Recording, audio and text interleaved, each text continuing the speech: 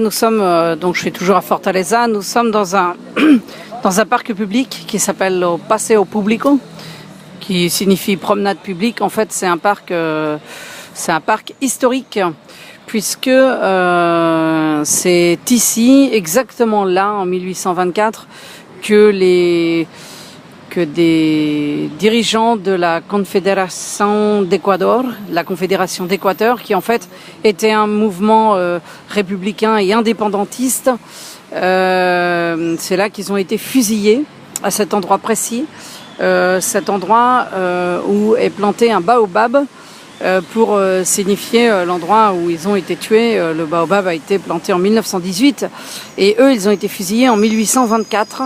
Et donc, cette Confédération d'Équateur, ce mouvement républicain inspiré un peu de ce qui s'est passé aux États-Unis, on peut dire, se révoltait contre la cour et le roi du Portugal, contre les impôts trop hauts, contre les taxes, contre la loi en fait européenne, alors qu'eux étaient ici comme tout mouvement d'indépendance de pays. Et donc c'est vraiment symbolique ici. Alors ce qu'il faut dire, c'est que ce parc, c'était un parc au début, à la belle époque, tout le monde venait se balader ici, quelles que soient les classes sociales, mais les classes étaient vraiment très divisées. Il y avait donc le parc était vraiment un parc divisé en trois parties, une pour les classes les plus aisées, les premières classes, on peut dire, là où on est. Une pour les classes un peu moins, la deuxième classe, et puis pour les plus pauvres, la troisième classe, c'est ça. C'est un parc qui est très inspiré de ce qu'on pouvait trouver à Paris. Notamment, il y a beaucoup de lanternes, beaucoup au niveau des éclairages. C'est vraiment inspiré du Paris de la belle époque.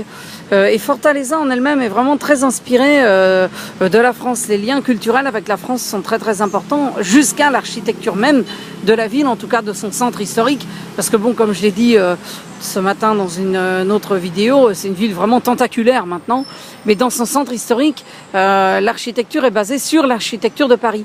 Ce qui fait qu'en fait, il est assez simple pour les habitants de circuler et de s'y retrouver dans le plan de circulation de Fortaleza.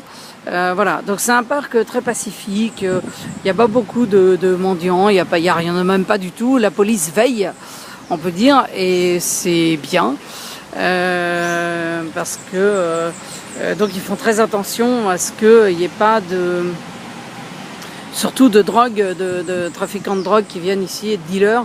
Voilà, donc c'est parce qu'il y en a un peu partout autrement, sur certaines grandes places de la ville, comme la place, bon, j'ai oublié le nom d'une place, la Pereira, je crois. Donc voilà, c'est voilà. En tout cas, c'est un parc très agréable. Il y a une brise très sympa, les gens viennent en paix pour se reposer, pour passer du temps comme un parc public, comme on peut en trouver à Paris. Hein. À Paris ou ailleurs, notamment à Angers. Ça me ferait plutôt penser au jardin des plantes un peu, ça. Voilà, avec tout ce qu'on peut voir. Et Anna qui vous montre ce qu'il y a à voir ici.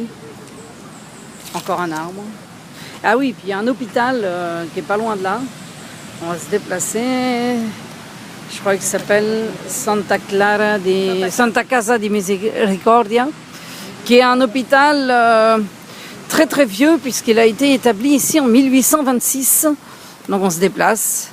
Il est toujours en activité. C'est peut-être l'un des plus vieux hôpitaux du Brésil d'ailleurs. C'est vieux, hein, 1826 pour eux. Pour nous, c'est l'Hôtel Dieu, le plus vieil hôpital, puisqu'il date de l'époque de Saint-Louis, vers 1267, je crois, un truc comme ça.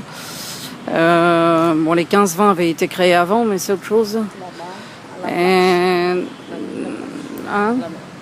la mer, là, elle me dit que c'est la mer ici. Mais je ne sais pas où.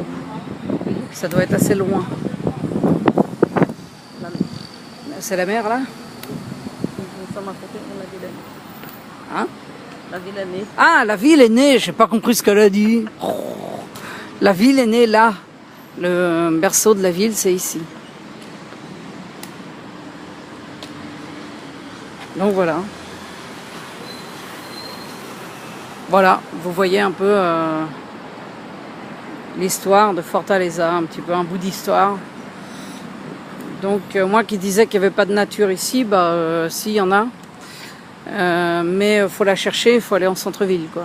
C'est pas forcément la partie que les touristes vont visiter, et c'est bien dommage. Parce qu'il y a pas mal de choses à faire. C'est une partie très vivante, même si de plus en plus on constate qu'avec l'extension de la ville, qui devient de plus en plus tentaculaire, comme j'ai déjà dit, les gens délaissent de plus en plus ce centre-ville pour aller s'établir en banlieue.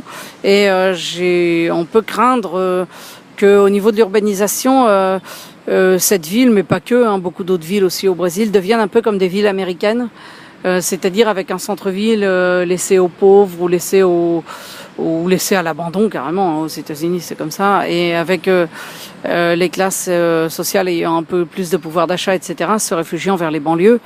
Et donc avec un dynamisme aussi culturel moins important en centre-ville, on peut le craindre. Mais bon, on verra bien comment ça va se passer, mais c'est assez probable.